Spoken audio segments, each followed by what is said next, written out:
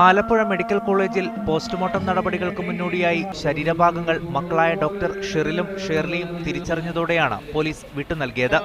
തുടർന്ന് കഴിഞ്ഞ ദിവസം വൈകുന്നേരം ചെങ്ങന്നൂർ ബദേൽ ചർച്ച് സെമിത്തേരിയിലാണ് സംസ്കാര ചടങ്ങുകൾ നടന്നത്.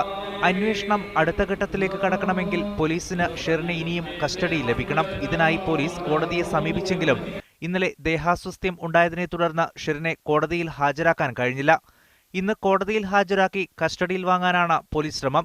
ഷെറിനെ കസ്റ്റഡിയിൽ ലഭിച്ചാൽ വിശദമായ ചോദ്യം ചെയ്യലിന് വിധേയമാക്കും.